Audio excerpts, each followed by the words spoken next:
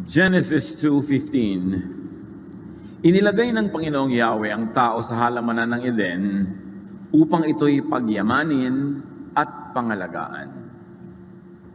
Be kind to earth. Inilagay tayo ng Diyos dito sa mundo upang alagaan ang buong lugar, ang buong paraiso na Kanyang nilikha. Salamat, Panginoon, dahil kayo'y mapagmahal. Binigyan niyo kami mga tao ng tahanan.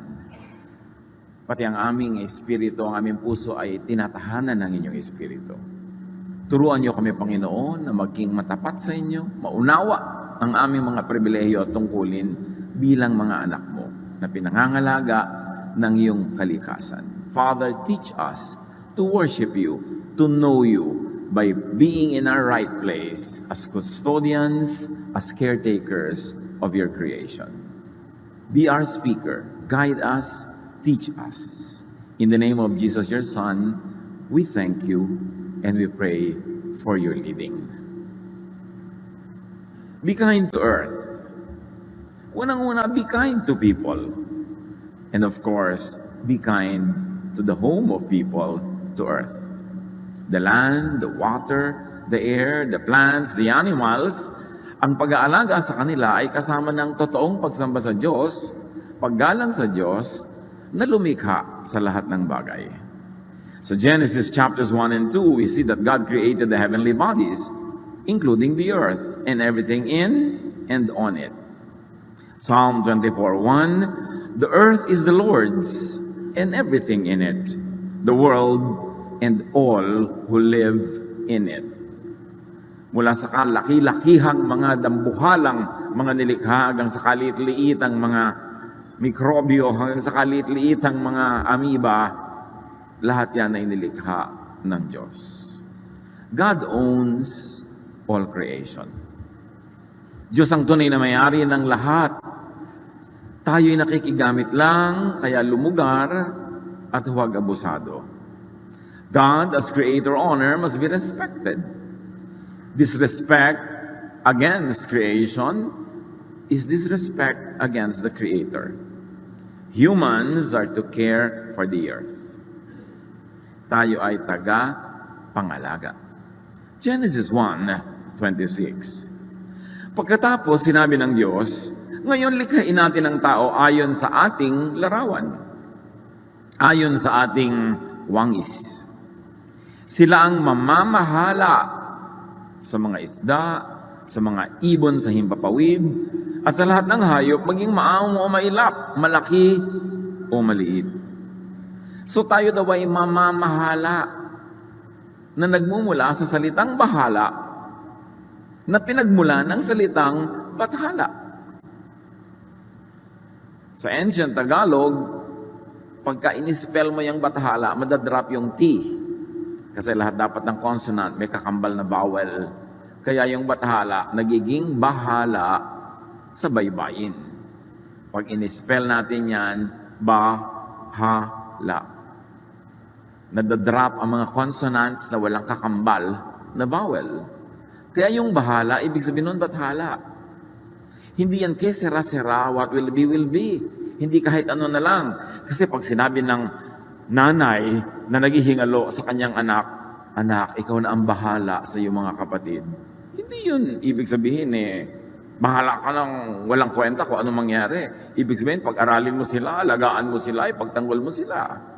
Pag sinabi mo sa iyong kapatid na akong bahala sa iyo, ibig sabihin, mamahalin kita, ipagtatanggol kita. At yun ang pinagmumula ng salitang pamamahala. Tayo daw mga tao ang mamamahala, ibig sabihin, mag-aalaga tulad ng ginagawa ng bathala ng Diyos na lumikha, na siyang tawag ng ancient Filipinos sa Diyos na lumikha.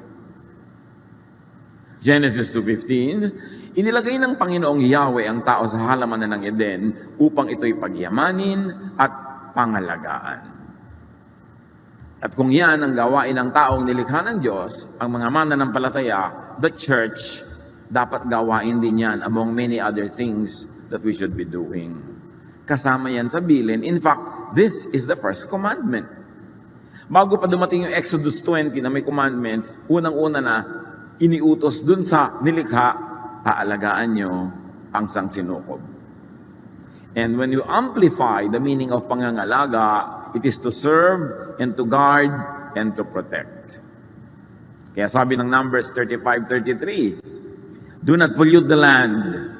Of course, the original meaning is do not pollute spiritually, but it's not so hard to extend it to do not pollute physically, because even the ancient peoples were given by God so many rules how to keep the land physically clean. Mga anak ng Diyos, mga mananampalataya, mga nilikha ng Diyos, lahat tayo, we are to keep the environment clean.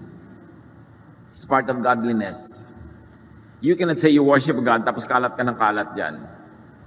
We must biodegrade and return everything to nature. Dapat lahat bumabalik, nagre-recycle. Because since the world was created, everything depended on recycling. Lahat nare-recycle lang. Hihinga ka ng oxygen na galing sa halaman, ang ilalabas ng iyong lungs ay carbon dioxide na pupunta sa halaman, hihinga siya papalabas ng oxygen, so naghihingahan kayo ng halaman at ng mga hayop at mga tao. Nare-recycle lang yung hangin. Naiiba ang kanyang composition pag pumasok na sa halaman o pumasok sa lungs ng mga tao at mga hayop. So, we are not to produce and promote the use of non-biodegradable things. Tulad ng mga plastic na napakatagal bago bumalik sa kalikasan kung bumabalik pa. Kinuha mo yun sa kalikasan tapos hindi mo ibabalik, di mauubos yung kalikasan tapos mapupuno ka ng basura.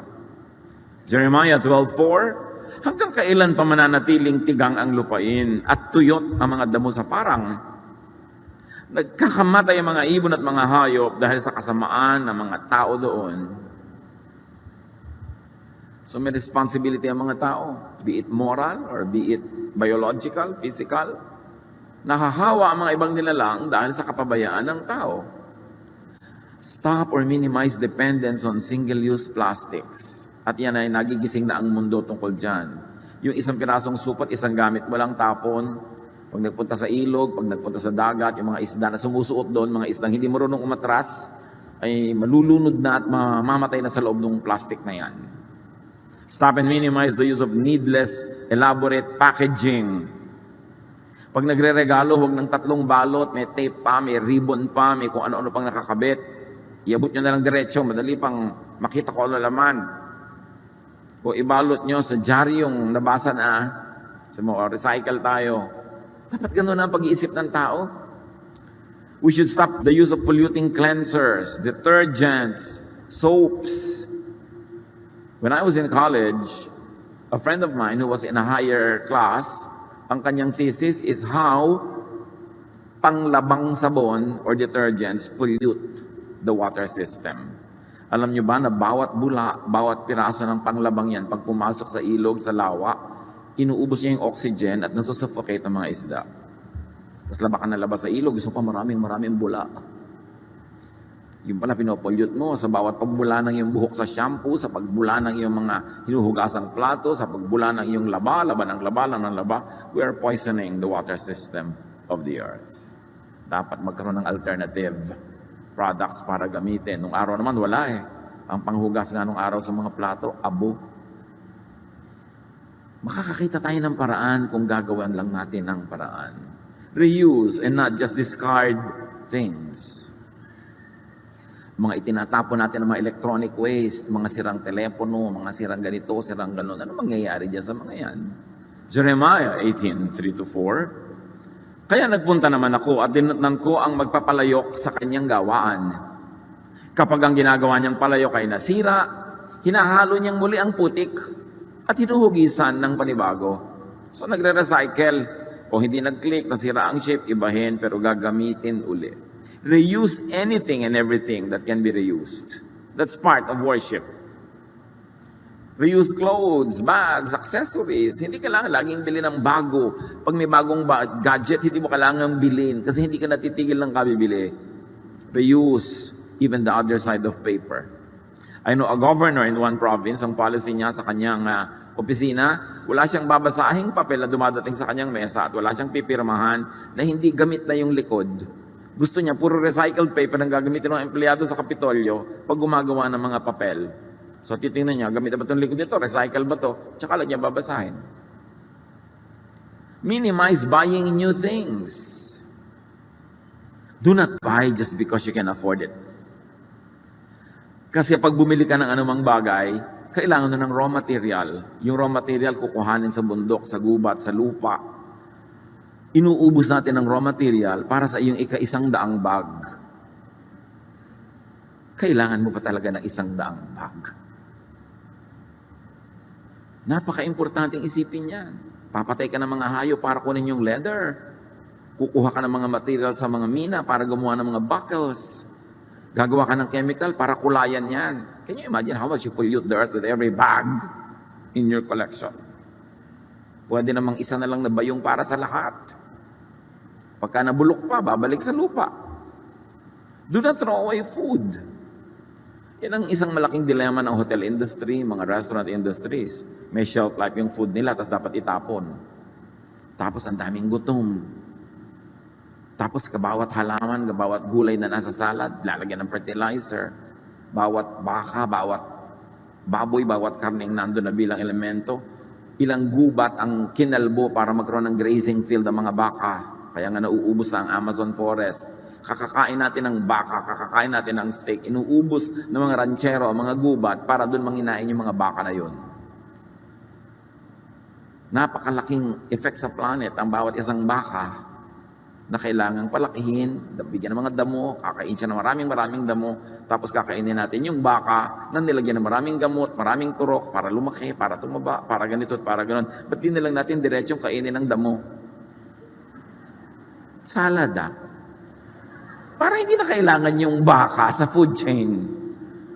At mas marami pa na makukuha mong nutrients kasi diretso from the sun and from the soil yung nutrients, hindi dumaan sa katawan ng hayop, tapos kakainin mo lang yung hayop. John 6:12. Nang makakain na mga tao, sinabi ni Jesus sa mga alagad, ipunin niyo ang mga lumabis nang di masayang. Kita niyo, naghimala ang Panginoon, himalayo na. Ang dami. Pero pati yung mga natira, ipinaipon niya para hindi sayang. Sa restaurants, anywhere, do not order more than what you can eat. Lalo sa eat all you can. You want to die at once? Dalasan niyo yung eat all you can. Bakit kailangan eat all you can, not hindi eat what you need? Can you imagine na nakaka-insulto yun sa eat all you can? Palagay mo sa akin. Di ba? Lahat ng kaya ko isaksak sa akin, babagsik na sikmura, lulunukin ko. Dahil eat all you can. Di ba nakaka-insulto sa ating pagkatao? Eat what you need. And at times, you may eat what you want. Pero yung eat what you can. Kaya nakita mo, bundok-bundok yung mga plato at sa dami ng mga abusado, o bawat isang sobra dyan, meron kang multa. So nailagay mo sa plato mo para hindi ka mapagmulta, lululunin mo na lahat. Not good. And do not put everything on your plate in buffets. Ang dami natitira. Lalo yung mga plated sa mga buffet na wedding, mga buffet na handaan. Ang konti-konti naman ang kinakain ng tao, ang daming tira. Do not fill up your glass beyond what you will drink. Bihirang-bihirang tao, inuubos yung laman ng baso. May kalahati, may 1/3. Yung kalahating baso, kung pinagsama-sama mo lahat ang basong may natirang kalahati, mapupuno ang Angat Dam. Can you imagine all the wastage? So recycle everything. Mga anak ng Diyos, part yan of holy living. Recycle especially water. Mula nung nilikha ang mundo hanggang ngayon, not one drop of water came out or entered the universe. Entered the earth. Recycle ang lahat. Ang ininom niyong tubig kaninang umaga, pinaghugasan siguro ng paa ni Cleopatra. O ihi ng palaka. Paikot-ikot lang ang lahat. Ecclesiastes 1:7, lahat ng tubig ay umuuwi sa dagat, ngunit hindi ito napupuno. Bakit? Kasi nag-evaporate.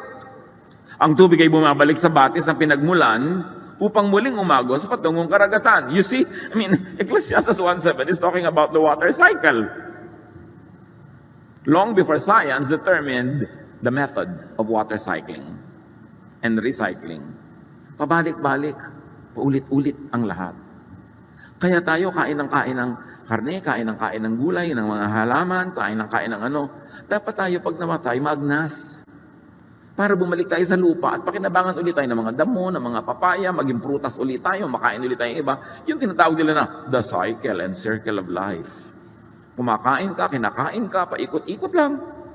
Eh yung napaka-selfish mo naman kung nakapreserve yung bangkay mo for 2,000 years. Hindi ka na babalik sa lupa.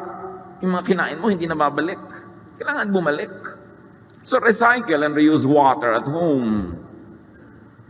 Kung magpapagawa ka pa lang kayo ng bahay, at meron kayong kakayanan, magandang yung bubong nyo, lahat ng tubig ng ulan na tumutulo doon, lumalaglag sa para mga kanal na katapat ng bubong, nagpupunta sa isang munting balon na ipunan nyo ng tubig, na pwede nyo ipandilig, pwede nyo ipanghugas ng kung ano-anong hindi naman kailangang inumin. Collect rainwater, sayang. Catch bath water and reuse it. I have known of people na pag naliligo sila, lalo tabo-tabo yung paligo nila, nakatungtong sila sa malaking batya. So pagkapaligo nila, puno na yung batya, pang-flush nila ng toilet.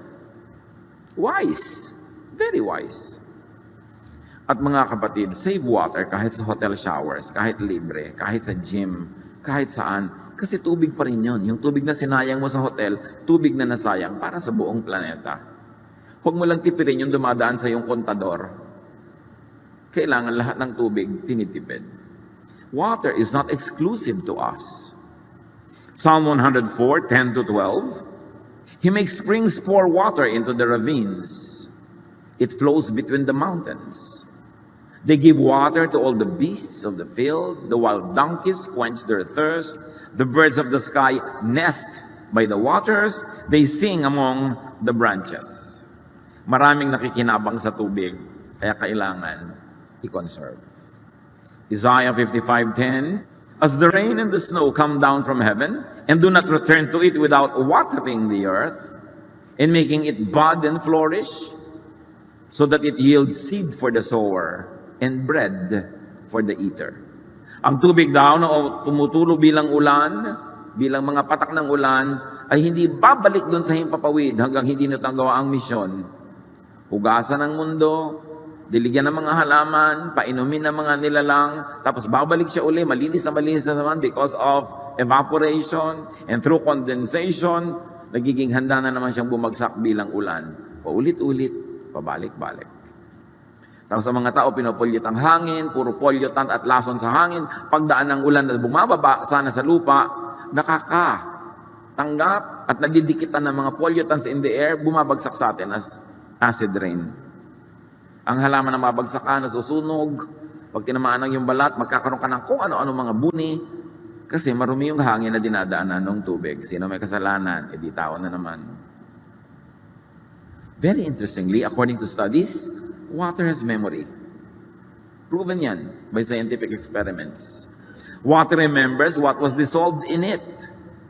Na kahit diluted na halos hindi mo na matitrace, natatandaan pa ng tubig kung ano yung dinisolve sa kanya. If diluted to a degree that nothing of the original dissolved molecules remains, the water will remember it. There were experiments. Human antibodies were dissolved in water and diluted until none of the original antibodies were present. Now, while the same blood cells were put in the same water, these cells responded as if the antibodies were in the water. Kung hindi nyo naintindihan, palampasin nyo na. Ang mahalaga, naiintindihan ng tubig ang lahat ng nahihipo niya, lahat ng come into contact with the water, natatandaan niya. Kaya ngayon, ginagamit na sa high-tech sciences ang tubig bilang component of many super high-tech instruments because water remembers. In this very interesting book called The Secret of Water by Masaru Emoto, ang dami nilang experiments, nakita nila na ang tubig ay nakakausap. Water reacts to environment. Water reacts to human words, to human language and emotions. May mga tubig na pinupuri nila, pinasasalamatan, tapos i-freeze. At pag frozen natin, tinitingnan nila under very powerful microscopes yung mga molecules niya at yung mga formations niya as crystals. Ang gaganda ng formation para mga parol sa Pampanga. Pero pag yung tubig, minura-mura nila, pinintasan, Tapos i-finreeze, tinignan nila sa microscope yung mga components, durug-durug, wasak-wasak, pangit-pangit. Kaya pala dapat nagpapasalamat ka. Salamat Lord sa tubig. Thank you tubig, iniinom kita. Naliligo ka. Thank you tubig. Wow, masarap mo naman tubig. Kasi gumaganda siya lalo, papagandahin ka rin niya. Pero may tubig kang katang, ayoko naman tubig na to. Tabang-tabang. Diba? Ayoko sa tubig na to. Papangit siya lalo. Parang tao nagre-respond. Pag pinupuri, there are beautiful formations. Pag pinipitasan, chaotic formations. Nakikinig pala sila. I was talking to one very prominent leader of the church the other day. At nung binanggit ko to, sabi niya, kaya pala, alam mo kapatid, sabi niya, minsan naliligo kami sa beach, nag-enjoy kami sa malaking alon. Ako sabi ko, more! Lumaki talaga yung alon. Sabi ko, more! Hanggang inanod kami, butik na kami nalunod. Sabi, hindi mo pala dapat sinasabi yun, nakikinig. Sabi, hindi mo ba alam na si Jesus nga, pinatigil niya yung bagyo, tumigil eh. Nakikinig, di ba? May power talaga. Marami tayong hindi alam. So may kaharap kayong tubig o inumin, huwag niyong pintasan. Lalo't kung kailangan niyo rin namang inumin. Huwag niyong pinipitasin yung pagkain, nakakainin. Ano bang pagkain ito? Tabang-tabang. Habang kinakain niyo siya, purihin niyo para lalo sumarap. At nung nalunok niyo na, sabi niyo, joke. O dito naman siya papangit pag nasa loob. Our environment responds. So respect water. Si Jesus nga tinawag na living water, alam nga namang walang kwenta yung tubig para gawin siyang comparison kay Jesus. Recycle air. Very important. Job 37, 12 to 13. At his direction, they swirl around over the face of the whole earth to do whatever he commands them. He brings the clouds to punish people or to water his earth and to show his love. So nakita nyo yung hangin, yung mga ulap, lahat yan nagagamit na instrument to be a blessing or to discipline and even to punish.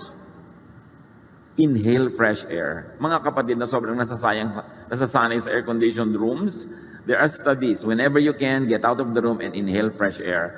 If the air around your house is not fresh, make it a point to go to the mountains, to go to the provinces every once in a while, and just feed on fresh air to make yourself healthy. Breathe outdoors. May tinatawag na ngayon na forest bathing. Pupunta ka lang sa gubat, maglalakad ka doon, minamahal mo yung mga puno, they love you back, you inhale fresh oxygen, and it is very good for your health. And very important mga kapatid ha, exhale clean air. Yung ang sari-sariwa ng hangin nang mag-inhale ka, tapos pag-exhale mo, nakakamatay ng insekto. Anong nangyari? Yung malinis na hangin, pagpasok sa lungs mo, paglabas ang dumi na, di ang dumi ng lungs mo pala. Ang dumi pala nung lalamunan mo, ang dumi pala ng mga gilagid mo dyan. Kaya kailangan nililinis natin ang ating buong katawan para pag inhale mo ng malinis, pag exhale mo, malinis pa rin. Pananagutan natin yon. Exhale clean air. Cleanse your body. Do not poison the air with insecticides. Sino sa inyo mahilig mag-spray insecticide? Alam niyo yung salitang may CIDE sa dulo, side? Ganon din yung suicide. Nakakamatay ang lahat na may side sa dulo. Kaya mga pesticide, insecticide, suicide. Tapos mag-i-spray kayo ng lamok, patay. Mag-i-spray kayo ng langaw, patay. Kung size nyo ang lamok at langaw, patay din kayo. The only reason why you don't die is you have bigger lungs. Pero kung ang dami nyo nang na-spray na nagawa, paulit-ulit, in proportion to your size, para na rin kayong lamok sa dami nang na-spray nyo, you will soon die. Kasi nakakamatay. Ianin po namin yung mga insekto. Well, screen your house, magkulambuha, and use insect repellents. Mga halaman na nagpapaalis ng hayop, hindi na pumapatay. Tinataboy lang nila para hindi mo katabi. Kasi ang nakakamatay sa insekto, nakakamatay din sa'yo. Lalo may mga baby ka sa bahay, may mga may sakit sa bahay, spray ka ng spray, nalululun mo rin yun. Pumapasok yun sa lungs mo. In proportion lang nga, mas malaki yung lungs mo, kaya mas matagal ka mamatay. Pero mamamatay ka rin pag di mo tinigilan yan. Conserve Earth's resources. Replenish, restore the Earth's nutrients. Ang lupa pinagpapahinga. Pati nga pagtatanim, pinapahinga mo yung lupa eh. Nung araw, utos ng Diyos, tuwing 7 taon ng pag-aani, 1 taong nakapahinga ang lupa. Ipapahinga din. Leviticus 23, 3-5. 6 na taon ninyong tatamnan ang inyong bukirin at aalagaan ang mga ubasan. Ang 7 taon ay taon ng lubos na pamamahinga ng lupain. 1 taong nakatalaga para kay Yahweh. So yung iniutos na Yahweh na pahinga, hindi para utusan kang walang kang gagawin, wala kang gagawin, kundi para mapahinga ka. So kung ano yung nakakapahinga sa'yo, yun ang mabuti sa'yo. Pati lupa, pinagpapahinga. Huwag ninyong tatamnan sa taong yon ang inyong bukirin sa patuloy ng verse. At huwag pipitasan ang mga punong ubas na hindi naaalagaan. Hayaan lang sila. Huwag greedy. Ngayon kasi ang agriculture, dati nag-aani ka once a year ng palay, gagawing 2, 3, kung pwede sanang 7, gagawing 7. Talaga papagunin na sa yung lupa hanggang mamatay yung lupa. Lalagyan ng mga artificial na pataba. Ang mga halaman, lalagyan ng mga artificial na insecticide at pesticides na pag inandod ng ulan patungo sa mga ilog, you poison the water, you poison everything because of our greed. Apply this. Do not abuse and deplete the soil. Do not overcultivate. And avoid and minimize the use of chemical pollutant fertilizers. Dapat organic ang mga fertilizer, hindi yung pollutant. Napatubo nga yung halaman mo, ang daming bunga, pero after 3 years, yung lupa mo, patay na. Avoid and minimize the use of insect and weed killers. They pollute the water system. Nung araw, we have projects sa Ifugao Rice Terraces. I was encouraging them to plant tinawon again kasi yung kanilang native variety is the best for that place. Pero tinuruan sila ng mga internationally trained technicians na magtanim ng mga high-yielding, multi-cropping rice. Pero kailangan ng insecticide, kailangan ng fertilizer. So they pollute the water system of the rice terraces that goes to the rivers na pinagmumulan ng kanilang protein na fish. Maraming repercussions pagka hindi mo binalance yung natural way. So spare food for others. Leviticus 19:9-10. Kung mag-aani kayo sa inyong bukirin, itira ninyo ang mga nasa gilid. At huwag na ninyong balikan ang inyong naanihan. Huwag ninyong pipitas ang lahat ang bunga ng ubasan, ni pupulutin man ang mga nalaglag. Bayaan pa ninyo ito para sa mga mahihirap at sa mga dayuhan. Ang tawag dito sa Tagalog, yung mga naghihimalay, yung mga walang bukid, walang lupa, nag-aani sila ng mga naiwan sa inani ng may lupa. I remember this, way back sa Bulacan. Mga lola ko may mga patanim. Tapos pag may mga ani, nakikita ko na may mga natitira. Tapos yung mga ibang mga tao doon sa paligid, sa bukid, puntahan sila doon sa mga taniman namin ng munggo, mga taniman ng ganito at ganyan, ng mani. Tapos hukay sila ng hukay, kuha sila ng kuha. Ang dami nila nakukuha. Sabi ko, ang dami nila nakukuha, ba't di natin kuhanin? Sabi ng lola ko, para sa kanila yan. Kaugalian din ng mga Pilipino nung araw yon. Hindi mo inaani ang lahat para yung mga maralita, may matira sa kanila, doon sila mag-aani. Sabi ng verse, ako si Yahweh, ang inyong Diyos. Ibig sabihin, mapagmahal ako, maging mapagmahal din kayo. Ako nag-uutos ito, so sundin nyo. Magpakain ng mga gutom, be creative.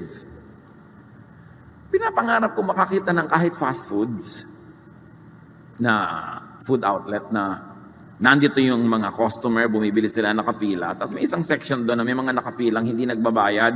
Kasi pag nagbabayad ka, pwede mo sing, magbabayad ako ng 1 meal nung nakapila doon hanggang lahat sila magkaroon din. Ang sarap kumain sa gano'n na yung kakain ka, magbabayad ka para sa food mo, tapos may nakapila, nakikita mo na yun yung charity pila. O magbabayad ako para doon, sino man yung nasa pila, o meron na siyang food. And I'm sure many people will be glad to give. So let food customers buy food for the hungry. Meron kang lane for the hungry. Para sustainable lang iyong mga love ministries. Kasi kung puro ikaw lang yung magbabayad doon, baka maubos na yan next week. But if you give opportunities for others to feed people, many people will be very glad to do that. Importante, kung may baon kayo, meron kayong extra baon na sandwich, extra baon na biscuit. Pag may nakita kayong gutom, ibigay nyo. Dahil yun ang gusto ng Diyos, that we share food. And of course, spare food for animals. Psalm 104:14, you let the earth produce grass for cattle, plants for our food. So, sabi nga, kailangan merong para sa cattle at merong para sa atin. Hindi tayo lang. For the sake of animals, care for the land. Pag sobra tayo yung naglagay ng mga insecticide, pinapatay mo lang yung kulisap ng iyong palay, pero namatay lahat ng kulisap. Pati mga bulate na apektuhan. And now the world is running out of bees. Sa takot natin sa bee na matusok tayo at makagat, inuubos natin ang mga bees. Bees ang nagpo-pollinate ng mga bulaklak. Pagka hindi yan na-pollinate, hindi sila mamumunga. Mawawalan tayo ng buong pamumunga ng mga halaman. Kala natin, ganun-ganun lang yun. Nalipulin mo ang isang uri ng mga nilalang, maapektuhan tayo lahat. Avoid reckless consumption. Be wise in consuming. Be conservative. Proverbs 21:20, dahil sa pag-iimpok, ang bahay ng matalino ay napupuno ng kayamanan. Ngunit lahat ay winawaldas ng taong mangmang, kaya wala at wala rin siya lagi. God will judge people as they abuse creation. Isaiah 24:4-5, the earth wilts away, its mighty leaders melt to nothing. The earth is polluted because its people disobeyed the laws of God. Again, this is spiritual and material pollution. Jeremiah 2:7, dinala ko sila sa isang mayamang lupain upang tamasahin nila ang kasaganaan yon, ngunit dinungisa nila ang ibinigay kong lupain dahil sa karumal-dumal nila mga gawain. Psalm 107:33-34, He turned rivers into a desert, flowing springs into thirsty ground, and fruitful land into a salt waste because of the wickedness of those who live there. Kita nyo ang nagiging bunga ng kasamaan ng tao, ang mga ilog nagiging disyerto, ang mga bukal nagiging uhaw na tigang na lupa, at ang lupain na mayaman nagiging akanin mo yung mga asinan na maalat na walang tutubo dahil sa kasamaan ng tao. Now, God didn't, and God doesn't need to do this manually. Masama ka, so tutuyuin kang ilog. No, because everything is on automatic. All the laws of God are set. And when it is broken, may automatic results. God does not have to step down from heaven to interfere. The bad will happen when we do the bad. So, kailangan maging responsable tayo. Revelations 11:18, the nations raged, but your wrath came. And the time for the dead to be judged, and for rewarding your servants, and for destroying the destroyers of the earth. Darating daw ang panahon, ang lahat ng namatay na ay hukuman, ang lahat ng mga gumawa ng mabuti ay gagantimpalaan, at wawasakin ang lahat ng bumasak sa mundo. It's time to destroy everyone who has destroyed the earth. Panahon na upang wasakin mo ang mga nagwawasak sa daigdig. May consequence. May masamang bunga ang pagpapabaya. The earth is just one. Yan lang ang bahay natin. Tapos magtatapo ka ng dumi sa ilog, pupunta sa dagat. Akala mo ba lalayo yun? Nasa loob pa rin yun ng planeta. Why are we polluting the only home we have? We are polluting the air. Saan ka lilipat pag wala ka na mahinga? Inuubos mo ang gubat. Saan ka mag-agriculture pagka namatay na ang lahat ng mga halaman? Pinopollute natin ang lahat ng ocean. Saan tayo pupunta pag na-poison yan? Akala nyo ba lalayo yan? Nandyan lang, paikot-ikot. It is the only island in this vast space of lifelessness that we have, and we are destroying it. Wala naman tayong lilipatan. Padala ng mga spacecraft sa Mars, sa Moon. Ang atupagin natin, magtanim tayo ng mga halaman, linisin natin yung mga dagat, kasi ito yung bahay natin. Ba't mo dudumihan ang sarili mong bahay? Why pollute and destroy your only home? Kailangan. Ang mga bansa, may mga nuclear weapon. Akala nila, pag pinaputok nila sa malayo, doon sa kalaban nilang bansa, nasa loob pa rin yun ng Earth. Yung atmosphere, yung pa rin ang tatanggap ng mga laso nun. Babalik din sa kanila yun, parang water, pabalik-balik. Akala natin, mapipigil mo ang dumi by national boundaries. May mga bansa pa, nag-export ng basura. Bakit? Pagka ba nabulok yan dito sa lugar na ito, hindi ba sila maapektuhan? Dadalhin din yun ng hangin doon. We should all be responsible for the environment. And of course, aside from being kind to people and to the earth, we should be kind to all the living. Be kind to animals. Kumusta ang score natin dito mga kapatid bilang mga mananampalataya ng Diyos? Like humans, animals have intelligence. They are aware. They know. Job 12:7, if you want to learn, then go and ask the wild animals and the birds. Matatalino ang mga hayop. The animals came to Noah.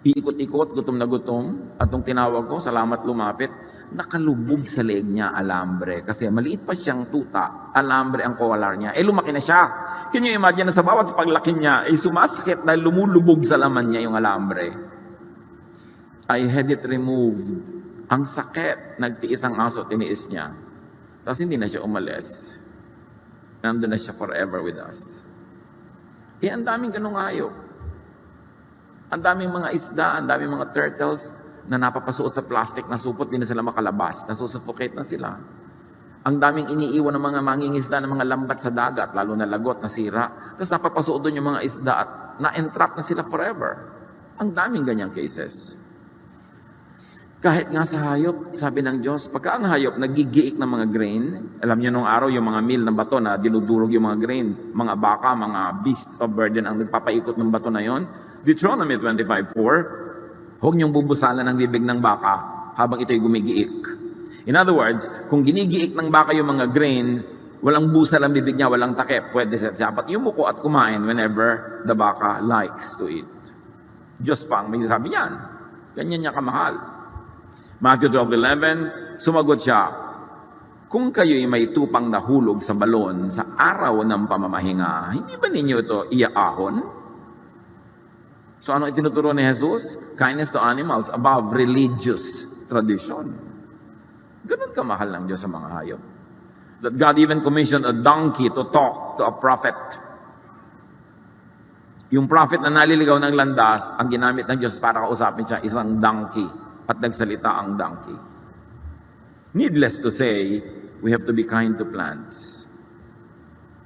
According to the studies, plants have intelligence. Plants remember and learn like water. Ang mga halaman, patuloy nilang sinusuri ang kanilang kapaligiran, lahat ng mga nakakasalat, nakakahipo sa kanila, at sila ay nagpapasya kung paano sila tutugon sa ganung mga pangyayari sa paligid nila.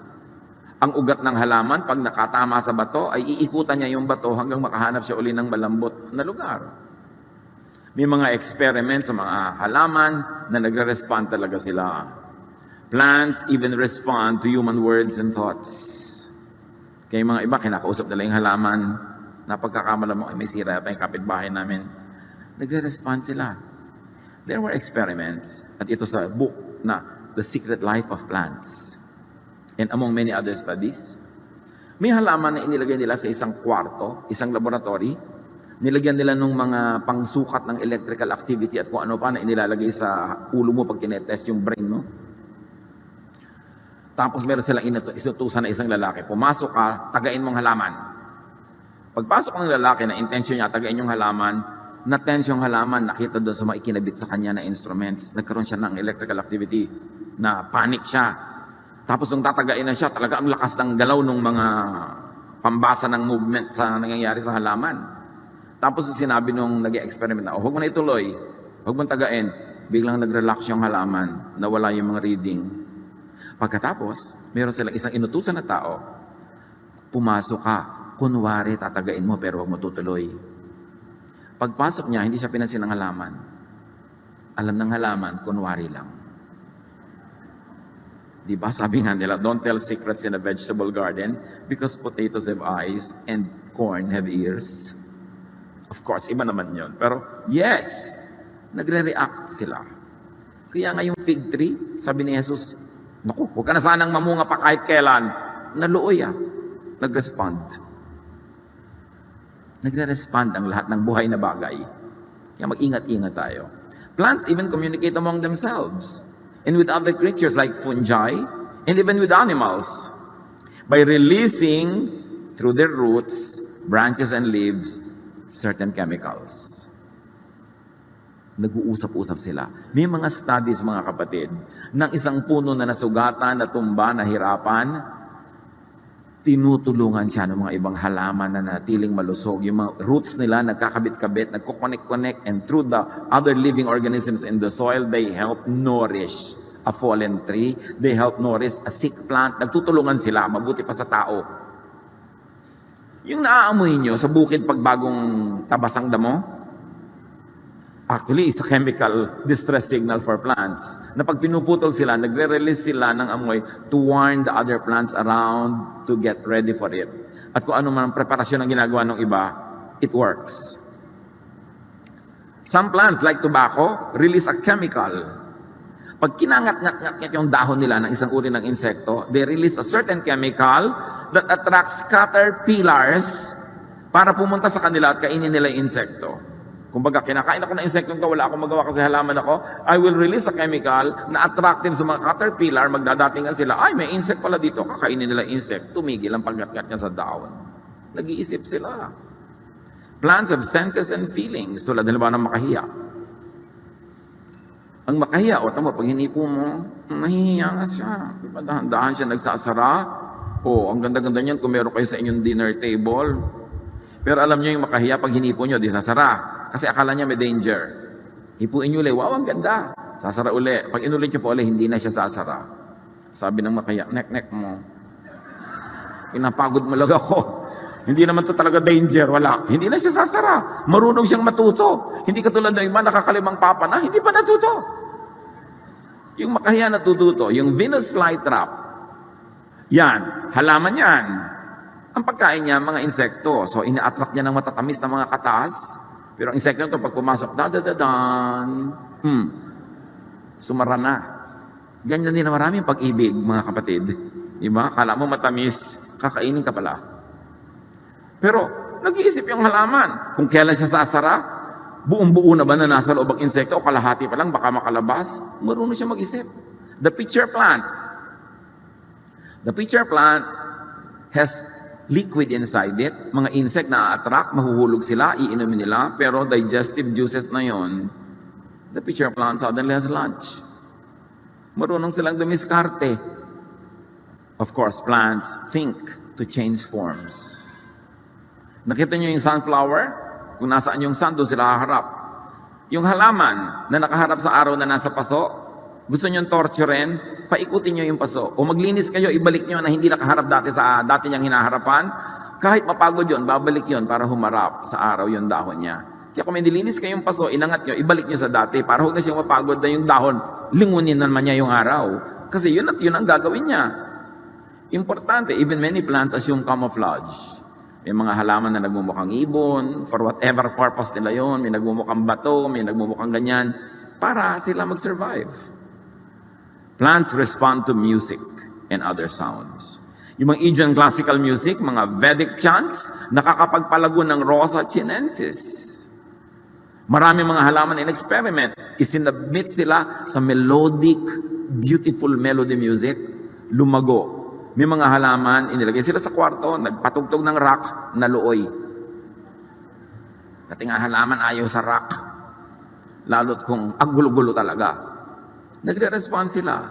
1 Chronicles 16:33, umawit ang mga punong kahoy na nasa kagubatan sa pagdating ni Yahweh upang lahat ay hatulan. Literal ba to? Malay nyo. Totoo. Akala natin, talinghaga, yung pala nakakaawit nga sila. Why not? At nadidinig yun ng Diyos. Deuteronomy 20:19, kapag kinubkob nyo ang isang lungsod, ibig sabihin, militarily, pinaligiran nyo, gusto nyo siyang matagal na bantayan para nyo makuha yung city, huwag ninyong putulin ang mga punong kahoy doon, kahit matagal na ninyong kinukubkob ang lugar na yon. Ang mga puno ay hindi nyo kaaway. Bagkus, makapagbibigay pa ito sa inyo ng pagkain, kaya huwag nyo itong puputulin. Napaka-specific ng instruction. Proverbs 27:18, take care of a tree and you will eat its fruit. John 15:5, ako ang puno ng ubas at kayo ang mga sanga. Ang nananatili sa akin at ako sa kanya, ang siyang magbubunga ng sagana. Sapagkat wala kayong magagawa kung kayo'y hiwalay sa akin. Kahit dito sa talinghaga na sinabi ni Jesus na siya ang puno, ang sinasabi niya, ang buhay niyo nakadepende sa puno. Gawin yung physical, gawin yung biological, ang buhay talaga natin nakadepende sa plants. Apply it many ways. So do not needlessly, carelessly, greedily cut trees. Sa bawat punong pinuputol, kinukuha ng mga loggers, ay may libing na nagaganap. sa mga hayop. Imagine ninyo na ito ay libing. Nakikipaglibing ang lahat ng mga hayop na nawalan ng tirahan, nawalan ng ugat na tataguan, nawalan ng sangang dadapuan, nawalan ng puno na titirahan. Tapos ang mga tao putol ng putol ng putol. Nakikita ninyo itong orangutan na ito, pinuputol ang gubat na tinitirahan niya, mag-isa niyang ipinagtatanggol ang puno na kanyang tahanan laban sa mga makinarya ng tao. Pag kinuha mo yung kahoy niya, saan titira yung mga hayop na diyan tumatahan.